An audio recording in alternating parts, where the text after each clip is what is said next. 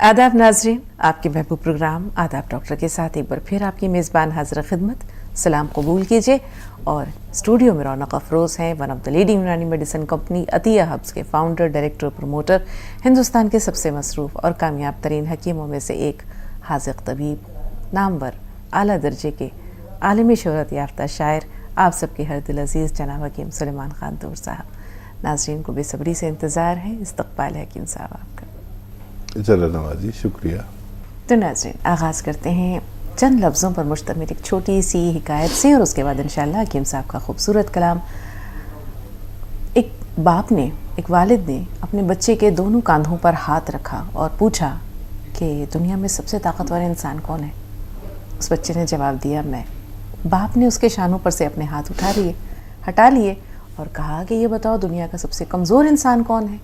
बेटे ने वही जवाब दिया, मैं। बाप ने कहा, ऐसे कैसे हो सकता है? उसने कहा, पापा, जब आपने मेरे दोनों कांधों पर अपना हाथ रखा था, आपकी शफ़क़त, आपकी सरपरस्ती मेरे साथ थी। मैं उस वक्त दुनिया का सबसे ताकतवर इंसान ख़ुद को महसूस कर रहा था। जब आपने मेरे कांधों पर से हाथ हटा लिया, आपकी शफ़क़त, आपकी मोहब्बत, आपकी सरपरस्ती मुझे अपने से दूर महसूस हुई। उस वक्त मैं ख़ुद को दुनिया का सबसे कमज़ोर इंसान महसूस कर रहा था।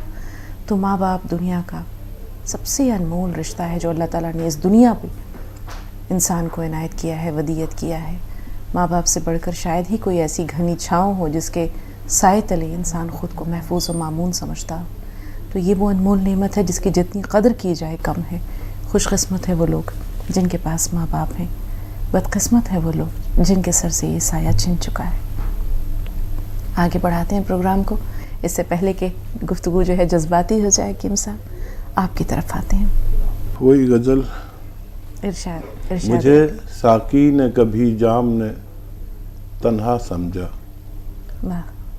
मुझको साकी ने कभी जाम ने तन्हा समझा और कभी गर्दिश अय्याम ने तन्हा समझा। बहुत उम्दा।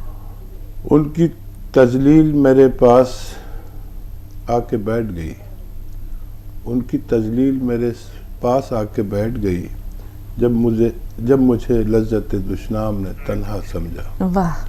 जब मुझे लज्जत दुश्नाम ने तन्हा समझा और मुझ में एक और कोई शख्स भी रहता है मगर वाह वाह, ना खुदा ने मुझे असनाम ने तन्हा समझा। क्या कहने। मुझ में एक और कोई शख्स भी रहता है मगर ना खुदा ने मुझे असनाम ने तन्हा समझा और कामयाबी मुझे हासिल हुई खामोशी से। बहुत उम्दा। कामयाबी मुझे हासिल हुई खामोशी से जब मुझे हसरत नाकाम ने तन्हा समझा। क्या कहने। और मक्ते का शेर है कि तूर साकी की तवज्जो का बन गया मरकज़, तूर साकी की तवज्जो का बन गया मरकज़ जब से बोसीदा मेरे जाम ने तन्हा समझा। बहुत उम्दा। हकीम साहब, हासिल गज़ल दो अशार है जो दिल में उतर गए हैं। तीसरा और चौथा शेर, मुझ में एक शख्स भी रहता है, कुछ इस तरह। मुझ में एक और कोई शख्स भी रहता है मगर ना खुदा ने मुझे असनाम ने तन्हा समझा। वाह। यहाँ नाजरीन को बता दें, ना खुदा कौन है?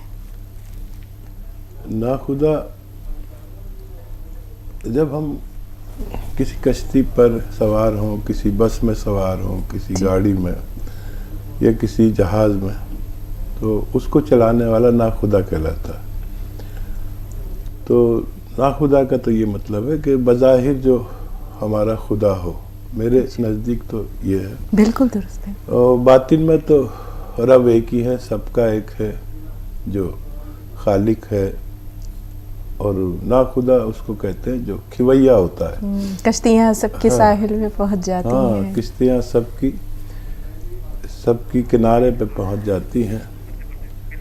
ना खुदा जिनका नहीं उनका भी खुदा होता है। ये सही आपने शेर पढ़ा ताकि लोगों को ना खुदा के लफ्ज़ी माने पता चल जाए। बहुत उम्दा है हकीम साहब, बहुत उम्दा। ये एक छोटी सी हमारी दानिशगाह भी है, दर्सगाह भी है, जहाँ कभी मैं अपने इल्म में इजाफा करती हूँ, कभी नाजरीन को तक पहुँचाने की कोशिश करते हैं।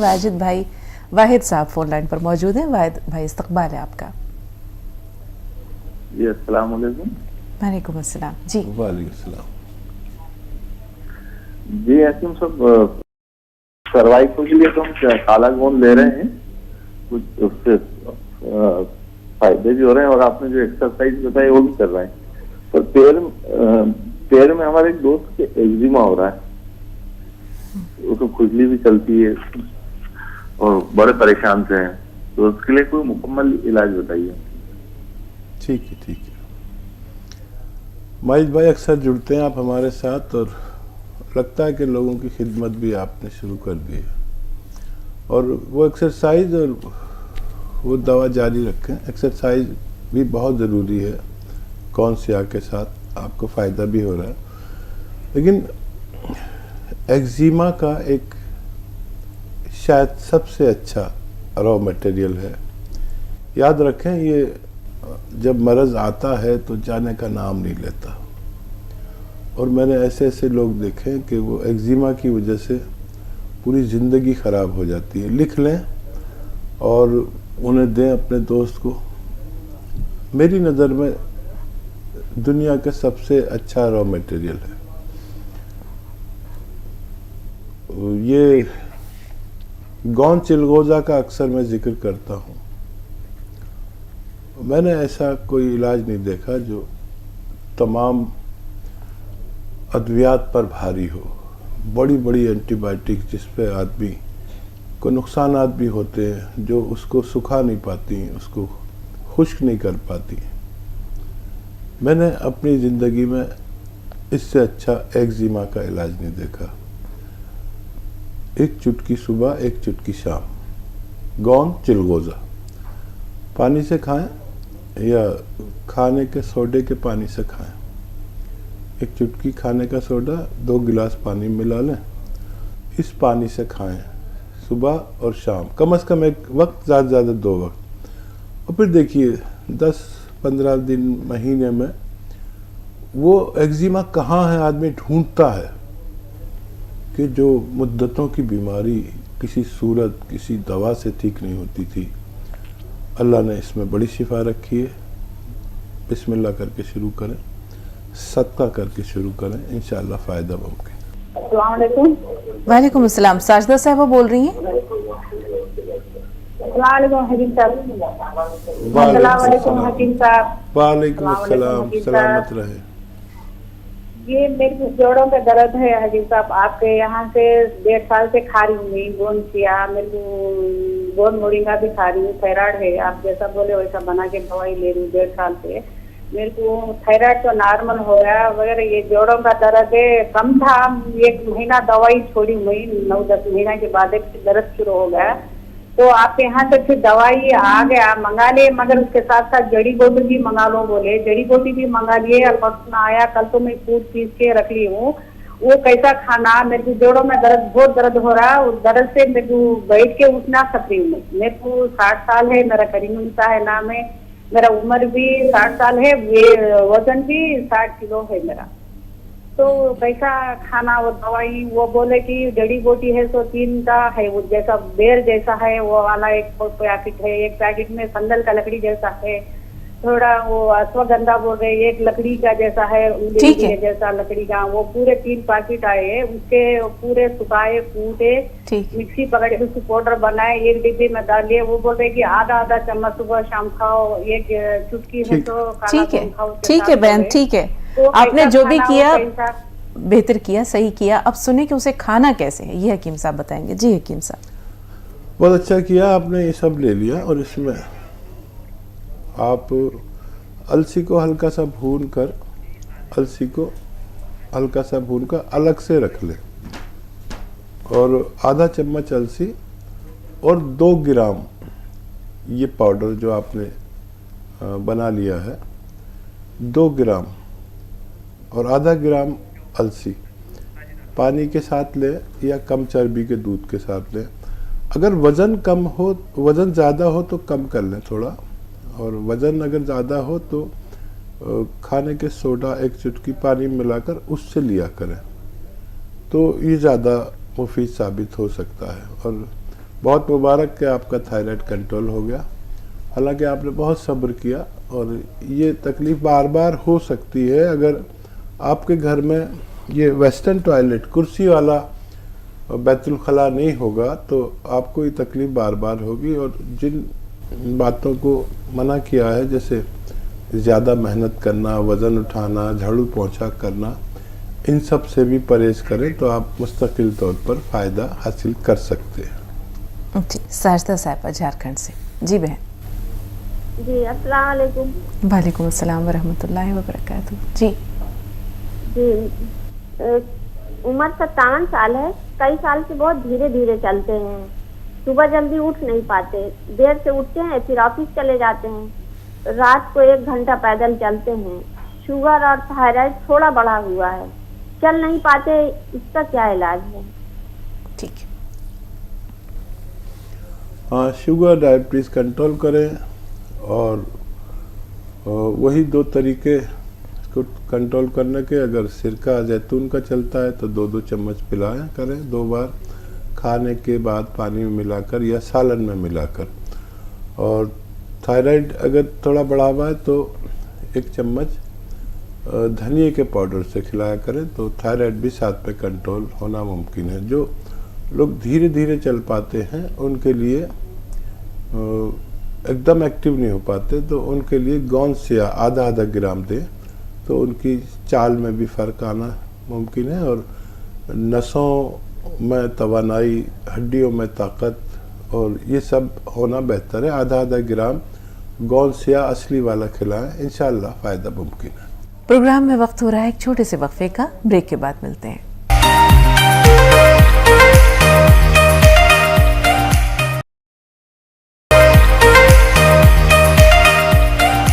ब्रेक के बाद एक बार फिर आप सबका इस्तकबाल है और एक बार फिर पुरतपा खैर मकदम तमाम नाज़रीन की तरफ से हकीम साहब आपका। चलो नवाजी। हेलो अस्सलाम वालेकुम। वालेकुम अस्सलाम। जी हमारा 8 साल का पोतरा है मेरा, खांसी के मिजाज के थे उनाव वलसी नुस्खा दे रही हूँ, साहब बताए तो 5 महीने से दे रही हूँ 1 चम्मच, कम है उनको। और मसौड़े में से खून जाता कभी कभी, उनको बताना था। और नुस्खा कितने दिन लेना, 5 महीने से ले रहे, अभी कितने दिन दे के रोकना, छोटा बच्चा है ना। जी खून कहाँ से जाता है? नाक से खून आता है? नहीं, नाक में से। और एक 5 साल की बच्ची को भी जाता, पोतरी को। हाँ। 2 बार गया। और इनको जो है सो 8 साल के बच्चे को मसूड़ों में से जाता, ऐसा थूके तो खून निकलता। मसूड़ों में से। डॉक्टर को बताए। ठीक है जी हकीम साहब। हाँ, ऐसे बच्चे जो नज़ला खांसी के शिकार होते हैं उनमें खून की कमी भी हो जाती है। खून के कैप्सूल, खून बनाने के कैप्सूल, मल्टीविटामिन के कैप्सूल दें एलोपैथ में लेकर। और कुछ अभी तक फ़ायदा हो जाना चाहिए, लेकिन हम ज़्यादा दिन तक भी ये नुस्खा खिला सकते हैं क्योंकि ये इम्यूनिटी स्ट्रॉन्ग करने का नुस्खा है।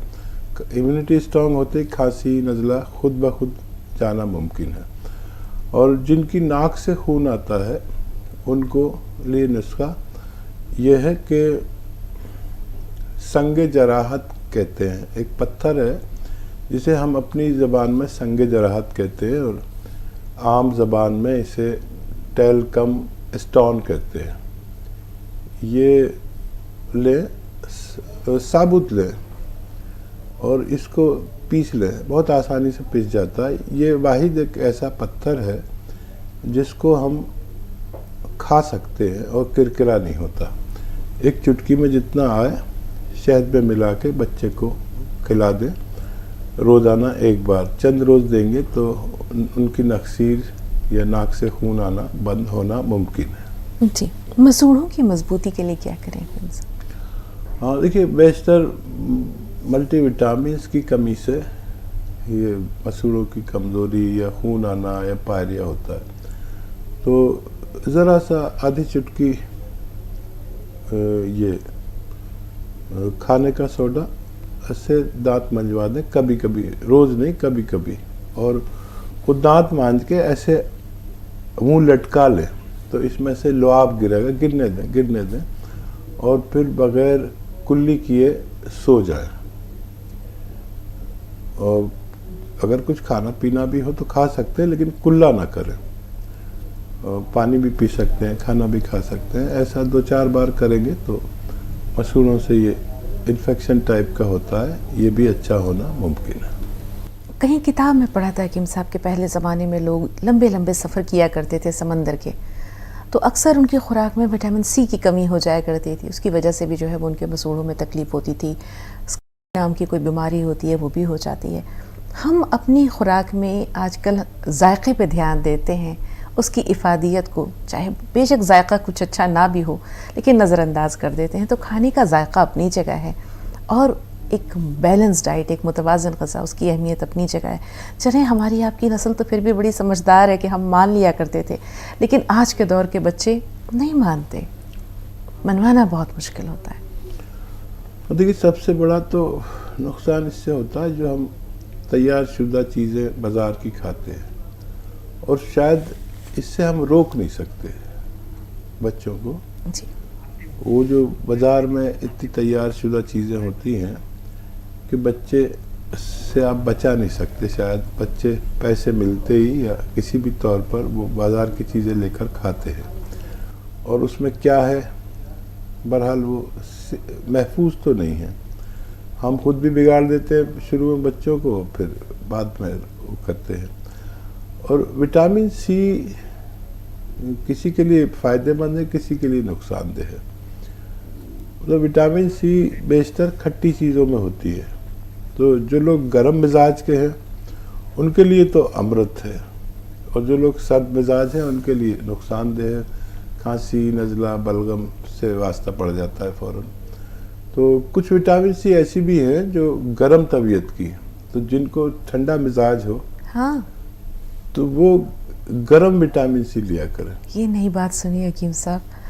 कौन से हैं ऐसे विटामिन सी जो गर्म तासीर? हाँ, लीमू हाँ ठंडा है, जी, सबको ही पता है। बिल्कुल। और सिरका ठंडा है, ये भी बेहतरीन किस्म का विटामिन सी है। और फिर संतरा ऐसा है कि मोतदिल टाइप है, जी, ना गर्म है ना ठंडा है। तो संतरा अच्छे किस्म का वो है विटामिन सी।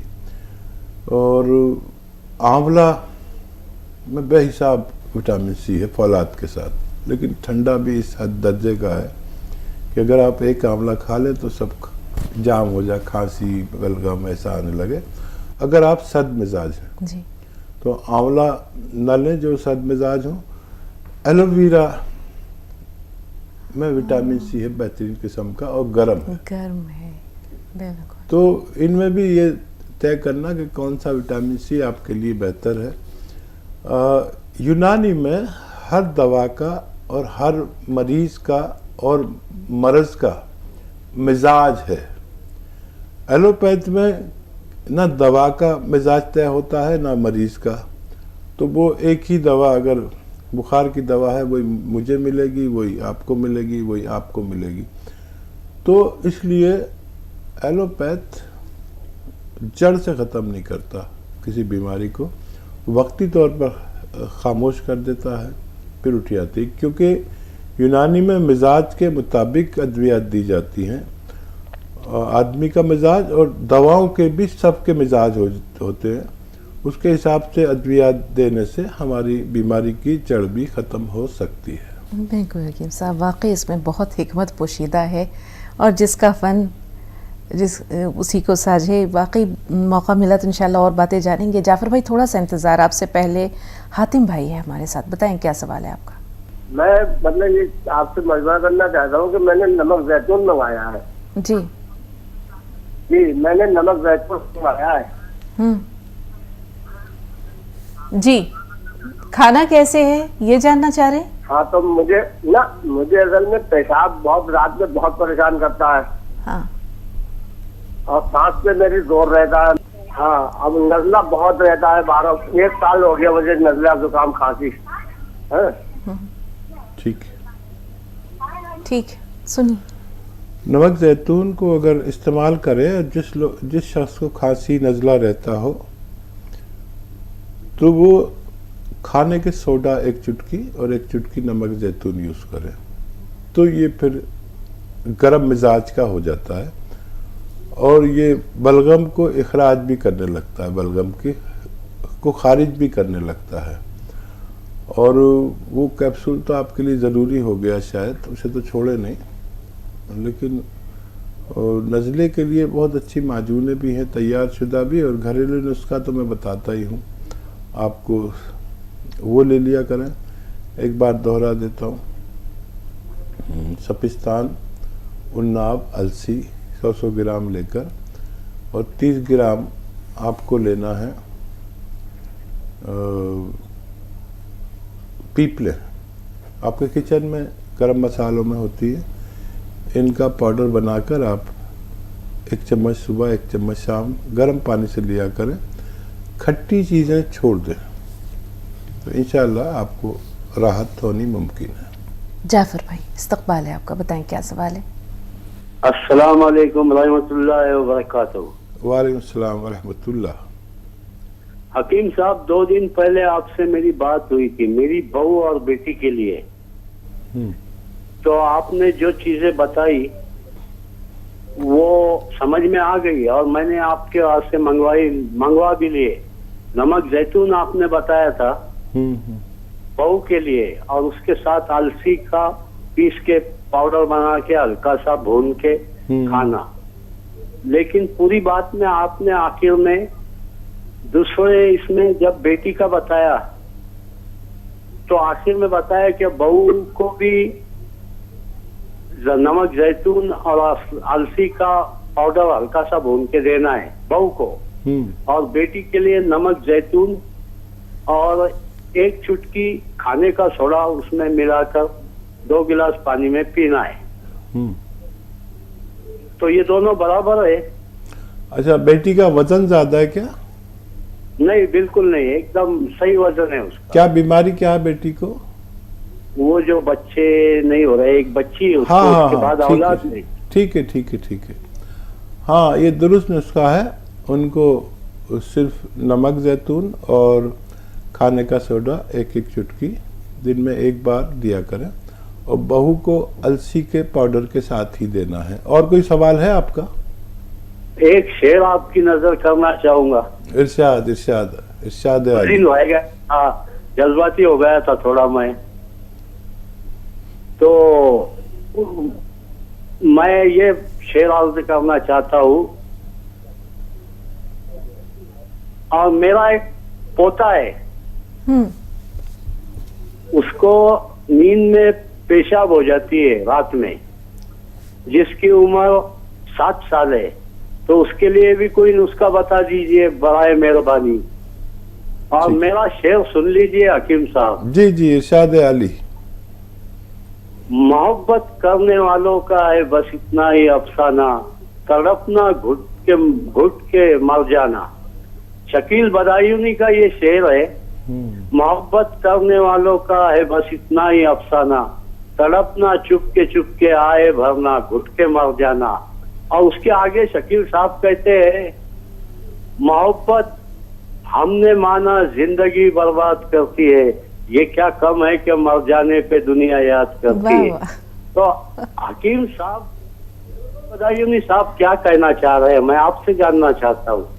क्या मोहब्बत करने वालों को तंबी दे रहे हैं या उनकी हौसला अफजाई कर रहे हैं? तो ये दोनों बातें आपसे जानना चाहता हूँ। और आपकी जितनी भी बातें हैं वो दिल पे असर करती है। माशाअल्लाह। जज़ाकल्लाह। कदरदानी का शुक्रिया। देखिए, शायर की एक दुनिया होती है, कयास की, ख्याल की, और वो उसको, अगर शायरी एक अदब का मरकज़ है। आपने देखा होगा कि पहले जो शायरी होती थी उसमें मुअन्नस लफ्ज़ इस्तेमाल नहीं होता था। मुअन्नस मतलब लड़की, औरत, ये कभी इस्तेमाल नहीं होता था। मेरे महबूब न जा, आज की रात न जा, होने वाली है सहर, थोड़ी देर और ठहर। उन्होंने ये नहीं कहा कि ए लड़की तू मत जा। ये सब शायरी अदब में, शायरी में कहीं मुअन्नस लफ्ज़ इस्तेमाल नहीं होना चाहिए। तो वो कभी मोहब्बत कहते हैं, कभी अगर किसी लड़की को से तखातुब करना हो तो वो उसे गुलाब कह देंगे, गुलाब की पंखड़ी कह देंगे और तितली कह देंगे, लेकिन लड़की नाम का लफ्ज़ नहीं होता था। जितने भी ये साहिर लुधियानवी, शकील बदायूनी ये ऐसी शायरी करते थे। फिर ये दौर आया जिसमें कोई तमीज़ ही नहीं रही। आज सीधा आके मुशायरे में लोग, वो वहाँ जा रही थी, मैं यहाँ आ रहा था। ये जा रही थी आना ही नहीं चाहिए अदब में, मतलब स्त्रीलिंग नहीं आना चाहिए, पुल्लिंग आना चाहिए। अब पता नहीं मेरी बात समझ रहे हैं कि नहीं, लेकिन कुछ लोग ज़रूर समझेंगे मेरी बात। एक वक्फा और दरकार है नाजरीन, एक छोटा सा ब्रेक ले रहे हैं, ब्रेक के बाद हाजिर।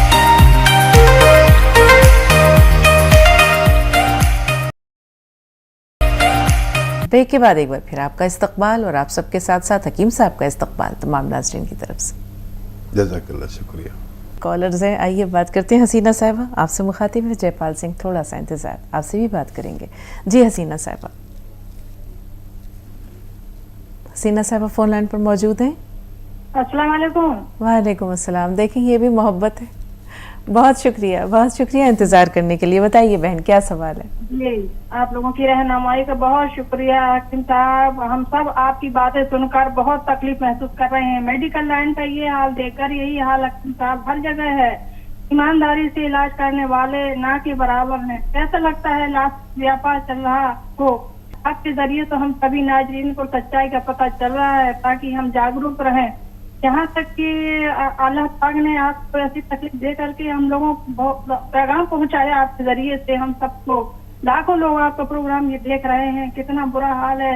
यहाँ तक तो मेरी बच्ची को एक ब्लीडिंग हो रही थी तो मैं हॉस्पिटल लेके गई तो मैडम ने 2-3 केस ऐसे थे जो ब्लीडिंग वाली लड़कियां, जवान लड़कियों ने कहा सोनोग्राफी की और बस कहा कि इसमें बहुत बड़ी गांठ बन गई है, बच्चेदानी निकालना पड़ेगी, भर्ती हो जाए, इतना पैसा जमा करो बस और इसका ऑपरेशन होगा। मेरी बच्ची के लिए भी यही कहा तो मैंने कहा मैं तो इसका पैसा लेके नहीं आई, अभी तो मैं जा रही हूँ, फिर देखूंगी। फिर घर आई तो कुछ नहीं, अच्छी हो गई मेरी बच्ची, अल्लाह पाक ने अच्छा कर दिया। और ये सब चल रहा है, क्या समझ में नहीं आ रहा हकीम साहब क्या हो रहा है। ओह वाकई, देखिए हर घर में ये एक कहानी है जो तिब्बी परेशानियों की वजह से, लोगों की नीयत ठीक ना होने की वजह से होता है। और मैंने तो अपना वाक़या इसलिए शेयर किया कि सब लोग मोहतात रहें और अपने इलाज पर गौर फरमाएं और डॉक्टर की नीयत का भी पता है होना चाहिए। वो तालिबे दुनिया है या अल्लाह से डरने वाला है। तालिबे दुनिया को ये इल्म नहीं देना चाहिए, नहीं तो हज़रत अली का कौल है कि तालिबे दुनिया को इल्म देना ऐसा है जैसे जालिम के हाथ में तलवार। तो तालिबे दुनिया को इल्म दे दिया गया है, अब ये जालिम के हाथ में तलवार है, जो सामने आएगा उसको काट दिया जाएगा। करीम उन्निसा साहबा फरमाइए, आपका सवाल क्या है? वालेकुम अस्सलाम। वालेकुम अस्सलाम व रहमतुल्लाह। टीवी की आवाज़ थोड़ी देर के लिए बंद कर दीजिए बहन, सवाल बताइए। जी वालेकुम। बताई थी ना अभी थोड़ी देर पहले, क्यों बोले तो मेरे को जोड़ों में दर्द है ना, वो दवाई भी 1.5 साल से खा रही हूँ, कम हो गया तो फिर 1 महीना छोड़ दी हूँ तो फिर ज्यादा हो गया दर्द है। तो अभी नींद सो के उठते पते, बैठ के उठते पते मेरे को पैरा अकड़ जाते, ज्यादा देर नहीं चल सकती। फिर मेरे को घर में बाथरूम में ऊंचा वाला कुर्सी है, नीचे नहीं बैठती हूँ, वजन नहीं उठाती हूँ। हाँ, ये दवाइयाँ ठीक हैं। इसमें अश्वगंधा है, उन्नाब है, अलसी को मैंने बताया है आपको, और सपिस्तान है, और सब चीज़ें आप फॉलो कर रहे हैं, अच्छी बात है।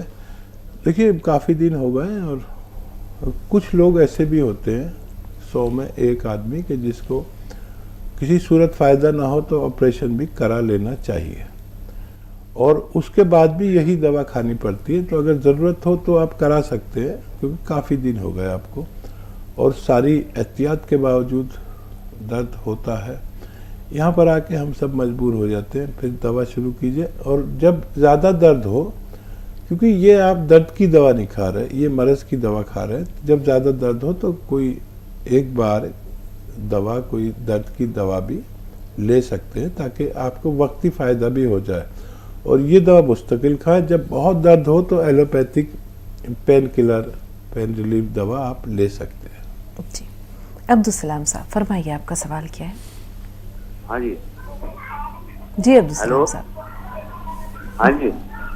जी सर, अब्दुल सलाम साहब बताइए क्या सवाल है। अस्सलाम वालेकुम। वालेकुम अस्सलाम।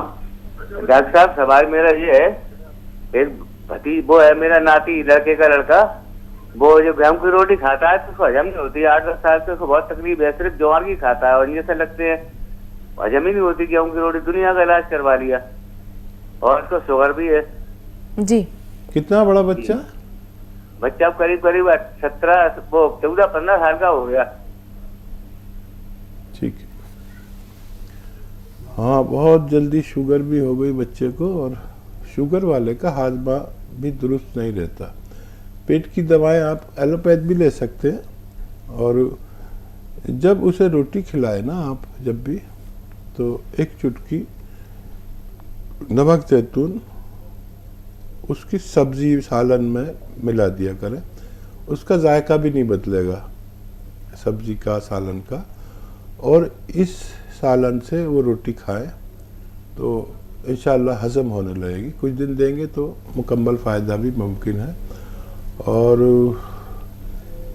सिरका जैतून का 2 चम्मच सुबह 2 चम्मच शाम खाने के बाद पानी में मिला के पिला दिया करिए, तो शुगर भी उसकी कंट्रोल होना मुमकिन है। जी, हुमैरा साहिबा दिल्ली से, बताएं बहन क्या सवाल है?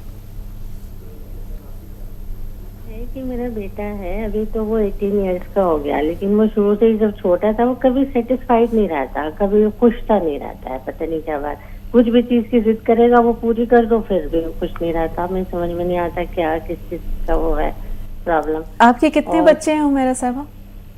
एक ही बेटा है मेरे।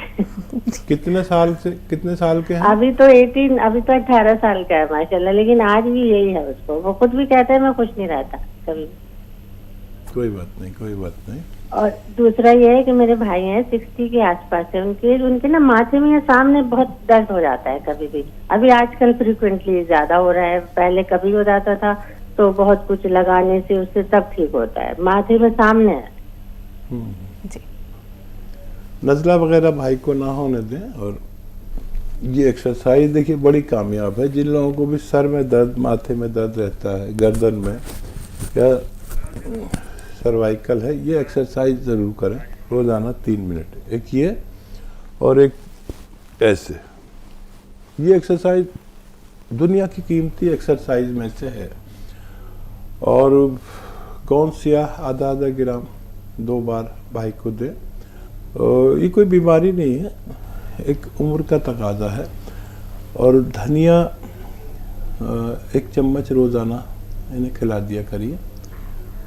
और मुमकिन हो तो एक चुटकी नमक जैतून के पानी से, जो इस तरह के अफखरात बनते हैं वो उनको ज़ाया कर देता है।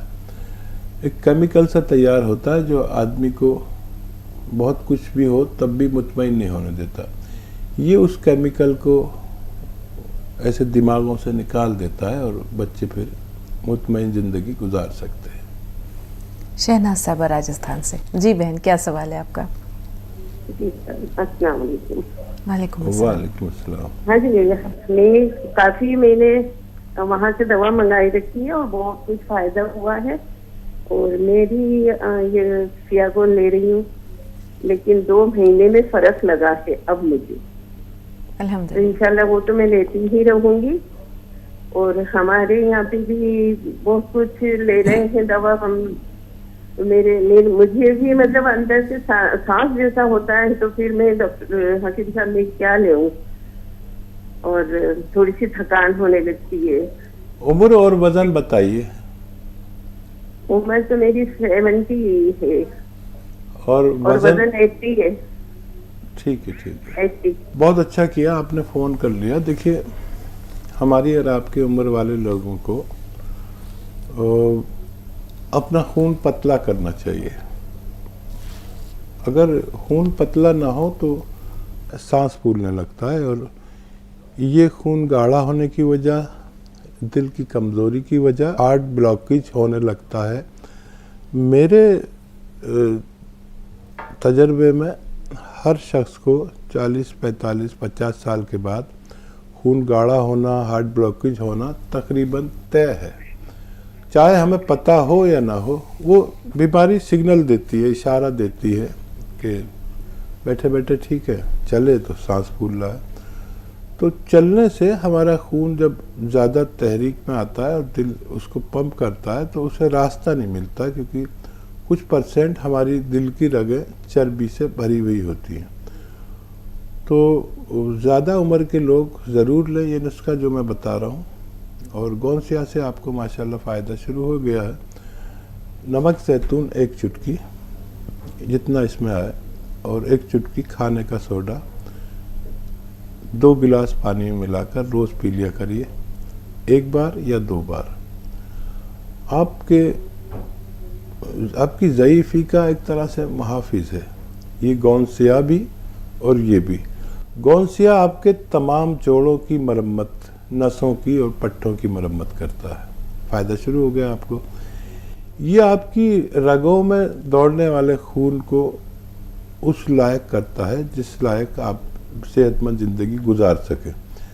उसका जो मोटापन, थिकनेस आ जाती है, उसमें भारी हो जाता है खून, तो उसको इतना पतला कर देता है जितनी ज़रूरत हो, और कहीं ब्लॉकेज हो उसको खोलता है।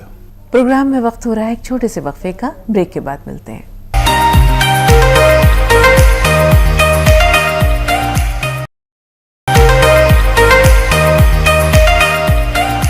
ब्रेक के बाद एक बार फिर आप सबका इस्तकबाल है, और एक बार फिर पुरतपा खैर मकदम तमाम नाज़रीन की तरफ से हकीम साहब आपका। चलो नवाजी, बताएं क्या सवाल है। हेलो जी कृष्णा, बताएं क्या सवाल है। नमस्कार मैडम। जी आदाब। हकीम साहब को नमस्कार। जय हिंद, स्वागत है आपका। हेलो जी कृष्णा जी, सवाल बताइए। मेरे आंखों की ना रोशनी एकदम थोड़ी कम सी हो गई है, तो उसके लिए कुछ इलाज, और मेरे कंधे बहुत दर्द होते हैं। ठीक है, फिलहाल गाजर आ रही है। गाजर का 1 गिलास जूस पीना है आपको, और उसमें 1 ग्राम गोंद मोरिंगा सफ़ेद वाला, याद रखें सफ़ेद वाला ही ओरिजिनल गोंद होता है मोरिंगा का। गोंद मोरिंगा सफ़ेद 1 ग्राम गाजर के जूस में मिला के रोज़ 1 बार पिया करें। और ये उस मौसम में जब गाजर ना दस्तयाब हो तो 2-3 चम्मच सौंफ पानी में उबालें, और उसका पानी छान कर उसमें 1 ग्राम गोंद मोरिंगा मिलाकर, चाहे तो उसे अपनी ज़रूरत का मीठा भी कर सकते हैं, शक्कर मिला सकते हैं, रोज़ 1 बार पिया करें, आपको फ़ायदा होना मुमकिन है। जी, हैदराबाद से आयशा, बताइए क्या सवाल है आयशा। अस्सलाम वालेकुम बाजी। वालेकुम हकीम साहब को भी अस्सलाम। सलाम। वालेकुम सलाम। हकीम साहब, मेरे को ना ये मेरे छोटे भाई के लिए थोड़ा जहन कमज़ोर है हकीम साहब। कुछ भी बात बोले तो ज़्यादा याद नहीं रखते, बहुत क्या बोलते हैं, बहुत सताते हो ना, बहुत जहन सही थोड़ा कमज़ोर है उनका। और हकीम साहब मेरे को ना आप ये डॉक्टर्स के बातें कर रहे हैं तो थोड़ा मैं कहीं भी जाके पूछ नहीं सकती हकीम साहब, मगर मेरे को आप जो भी बोलते ना वो सही है, बल्कि मेरे को समझ में आता है हकीम साहब। मैं बहुत यकीन रखती आपके ऊपर में। मेरे शौहर जो ये कोरोना में इंतकाल हो गया था, तो उनको कोरोना तो नहीं था हकीम साहब, उनको अचानक तबीयत खराब हो गई थी। घर के अंदर बहुत चेंज ऐसा करना, दिमाग फैसर लेके बहुत वो कर ले रहे थे। तो फिर हम लोग क्या बोलते भाई की बातें कर रहे थे, तो हम लोग हॉस्पिटल में एडमिट करे लिख जाके। 2-3 दिन रखे, खाना नहीं खा रहे थे कितना बोले तो भी। फिर बाद में हॉस्पिटल में एडमिट करे तो 23 डेज हॉस्पिटल में थे। फिर तो उनको हॉस्पिटल में बहुत कमजोरी आ गई, बात नहीं कर रहे थे, पूरे बूढ़े वो खामोश हो गए थे हकीम साहब। तो उनको एक दिन पहले लाए घर को हॉस्पिटल से, दूसरे दिन इंतकाल हो गया उनका। तो लोग रिपोर्ट्स में क्या बोल रहे हैं, वो 2 भी किडनियां फेल हो गए, बाकी बोल रहे थे हकीम साहब उनको कोरोना तो नहीं था उनको। तो फिर अचानक ऐसा कैसे इंतकाल हो गया। किडनियाँ फेल है तो हकीम साहब क्या तो सिम्टम्स बताते क्या, उन्होंने तो कुछ भी किडनी प्रॉब्लम मेरे को कुछ भी नहीं बोल रहे थे हकीम साहब। कुछ पेन हो रहा मेरे को कुछ भी नहीं बोल रहे थे, थोड़े लगा बोल रहे थे कि यूरिन नहीं आता, ऐसा ऐसा कुछ बोल रहे थे हकीम साहब। तो किडनी फेल, 2 किडनी फेल हो गए वो क्या बोल रहे थे। फिर ये बात कहाँ तक सही है, मैं एक बार जानना चाह रही थी हकीम साहब। क्यों मतलब तबीयत कुछ भी खराब नहीं थी हकीम साहब उनकी, अचानक हो गया था। सब्र कीजिए बहन, सब्र अच्छा, कीजिए। भाई कितनी उम्र का है आपका? जी हकीम साहब मेरे भाई 22 ईयर्स के है। हाँ देखिए, यही सब जो चल रहा है उससे मैं काफ़ी मगमूम हूँ, बहुत गम में मुब्तला हूँ कि ये सब हो रहा है तो क्या कमेले में और इन अस्पतालों में कोई फ़र्क नहीं होगा अगर इंसानों के साथ ये किया जाएगा। और अगर किडनी फेल भी हो गई थी तो भी डेथ नहीं होनी चाहिए थी। किडनी जिनकी फेल हो जाती है उनकी डेथ थोड़ी होती है, उनको तो फिर किडनी का काम मशीनों से लेते हैं और डायलिसिस करानी पड़ती है, लेकिन उसमें डेथ नहीं होनी चाहिए थी। बस इसी तकलीफ़ में मैं आजकल मुब्तला हूँ कि जो आदमी जी सकता था उसको ऐसा कर दिया, आपके दिल पर असर हो गया और ज़िंदगी भर आप ये बात नहीं भूलेंगी। मुझ जैसा जानकार आदमी ने जब इतना सदमा ले लिया, जो कुछ मेरे साथ हुआ, तो मैं तो बहुत ज़्यादा सदमे में हूँ और आपका तो बहुत बड़ा नुकसान हुआ है। बहरहाल उनके लिए अब दुआ के सिवा कुछ कर नहीं सकते हैं और जब भी इलाज कराएं मोहतात रहें, एकदम हवाले ना करें। हर चीज़ का पता होना चाहिए वो हमें क्या दिया जा रहा है, क्यों दिया जा रहा है। बहरहाल भाई को आप 1-2 दवाएं बता देता हूँ। आंवला, सूखा मिलता है आंवला, धनिया और मेथी, इनको पाउडर बना लें और मेथी का दाना लेकर और इसका 1 चम्मच रोज़ाना खिलाएं निहार मुँह, और नमक ज़ैतून 1 चुटकी पानी में मिला के इस पानी से खिलाएं। तो जितने ये अफरात होते हैं या हाफजे की प्रॉब्लम है उन्हें धीरे धीरे, और बहुत ज़्यादा फ़ोन यूज़ ना करने दें। हमारा बेशतर वक्त फ़ोन खा जाता है। जो नए बच्चे हैं, जवान बच्चे हैं, उनसे कहें ज़रूरी सर्च करें, इसमें गैर ज़रूरी के चक्कर में ना पड़े जब तक आप इस लायक ना हो जाएं कि साहिब रोज़गार ना हो जाए। जी, आंध्र प्रदेश से हसीना साहब, बताइए क्या सवाल है? अस्सलाम वालेकुम बाजी। जी वालेकुम सलाम व रहमतुल्लाह। और हकीम साहब को भी अस्सलाम वालेकुम। वालेकुम सलाम व रहमतुल्लाह। जी मेरे 2 प्रॉब्लम्स है। मेरी उम्र 35 साल है और मुझे ना चेहरे पर पिंपल्स की प्रॉब्लम्स है और पेट में जलन सी है। ठीक है, दूसरा सवाल। और दूसरा है कि मेरी एक बेटी है और एक बेटा है। उनकी उम्र है, बेटी की उम्र 12 साल है और बेटे की उम्र 15 साल है। उन्हें भी पिंपल्स की प्रॉब्लम्स है, कुछ दवा बता दी। बस देखिए, तो खाने में अपने जो खाना बनता है उसमें धनिया खूब सारा इस्तेमाल करें, सूखा हुआ हो या हरा धनिया खूब इस्तेमाल करें। और ये अदरक, लहसुन और ज़ीरा भी खूब इस्तेमाल करें। अक्सर हम इतना सा अदरक और इतना सा लहसुन इस्तेमाल करते हैं, इतना करें तो उससे भी आपकी चर्बी बहुत जलती है, पेट ठीक रहता है, हाजमा, भूख अच्छी लगती है, हाजमा अच्छा रहता है। ये तो खुराक का इलाज है। और 1 चुटकी नमक ज़ैतून 2 गिलास पानी मिलाकर आप भी पिएं और 1 चुटकी डाल के 2 गिलास पानी में उन बच्चों को भी दें जो जिनके मुँह से निकलते हैं। पेट की तकलीफ़ के साथ, हाजमा के साथ और लीवर की परेशानी के साथ वहाँ से निकलना भी बंद हो सकते हैं। जी, मोहम्मद अमीन साहब हैदराबाद से। जी अमीन भाई, क्या सवाल है? अस्सलाम वालेकुम। वालेकुम अस्सलाम। हकीम साहब, एक डेढ़ महीना पहले जो है ना पित्ते का प्रॉब्लम था। मेरा पित्ता जो है ब्लास्ट हो गया था। उसके बाद जो है ना एक हफ्ता भर मेरे को बीपी मेरा कवर नहीं हो रहा था। उसके बाद जो है ना मेरे को हार्ट बीटिंग कम होने लगी, तो मुझे फिर जो है ना हार्ट के जो 3 स्टेंट डालना पड़ा और पित्ते को उसी रखे 2 महीने के बाद जो है ना उसका ऑपरेशन करके निकालेंगे बोल के। ठीक है, अभी क्या मसला है? अभी मसला ये, पित्ते को हम बिना दवा बिना ऑपरेशन करे कुछ निकाल सकते क्या? ठीक है, बहुत चैलेंज है और रिपोर्ट्स भी मेरे पास नहीं है आपकी कि क्या नौयत है पित्ते की, और किसी ऐसे डॉक्टर से मशवरा ले लें जो खौफ खुदा रखता हो और जो वो कहे आप वो करा लें। अगर रिमूव कराना है तो रिमूव करा सकते हैं, इजी है इसका ऑपरेशन।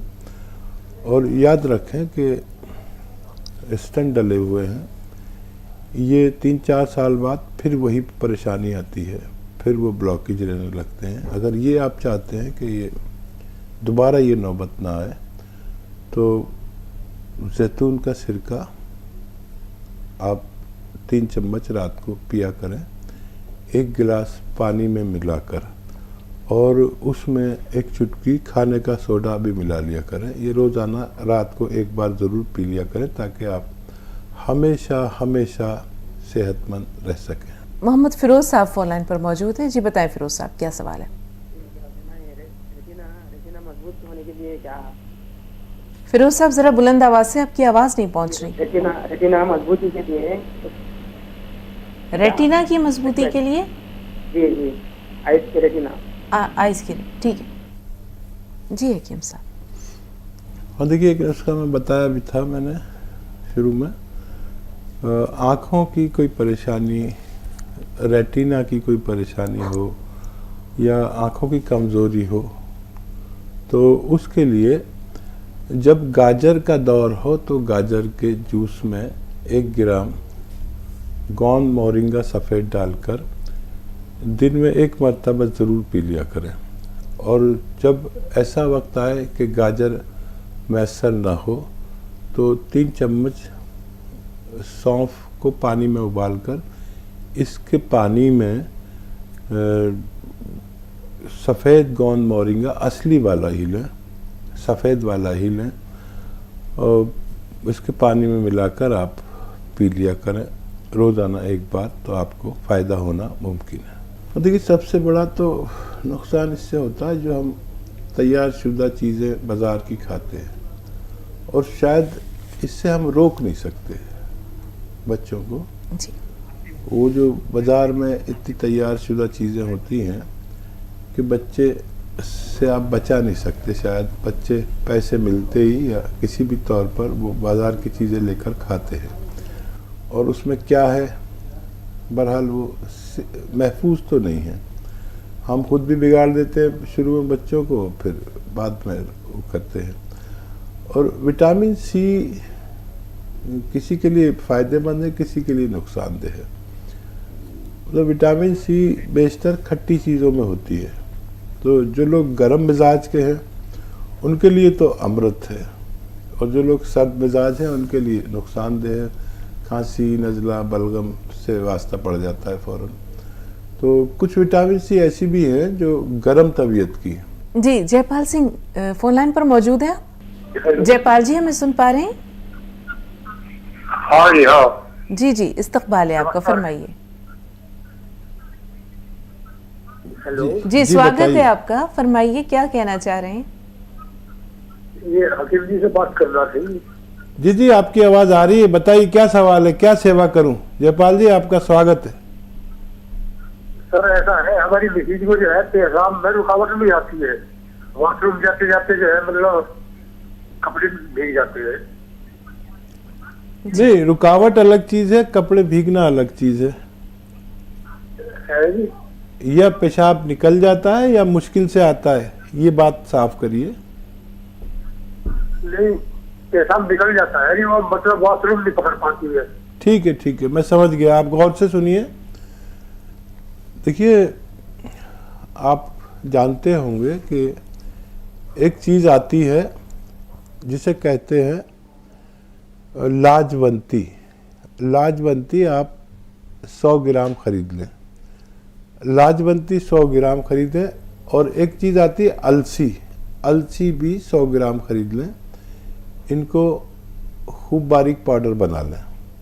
और एक आता है गोंद चिलगोज़ा, गोंद यानी गम, चिलगोज़े का गोंद, ये आप अलग लें, खरीद लें और अलग से पाउडर बना के रखें। ये जो लाजवंती और अलसी का पाउडर है, 1 चम्मच, छोटे चाय के चम्मच लें, उसमें 1 चुटकी गोंद चिलगोज़ा मिलाएं और ये रोज़ाना 1 बार या 2 बार खा लिया करें। आपकी पत्नी को फ़ायदा होना मुमकिन है। बहुत बहुत शुक्रिया हकीम साहब, तमाम नाज़रीन की भरपूर रहनुमाई के लिए। अल्लाह ताला आपको सेहत व आफ़ियत दे और इसी तरह आप अपने फैज़ से इस कार्य खैर को आगे बढ़ाते रहें। अल्लाह इसे आपके लिए एक सदक़ा जारिया के तौर पर सलामत रखे। बहुत बहुत शुक्रिया। अल्लाह आपके साथ भी अच्छा मामला करे। शुक्रिया, जज़ाकल्लाह। आमीन। नाज़रीन, आज की मुलाकात यहीं तक। इंशाअल्लाह फिर हाजिर होंगे हकीम साहब की खूबसूरत शायरी के साथ, बेशबहा कीमती अनमोल बातों के साथ, हिकमत के भरपूर ख़जाने के साथ। तब तक के लिए आपसे इजाज़त लेते हैं। आदाब।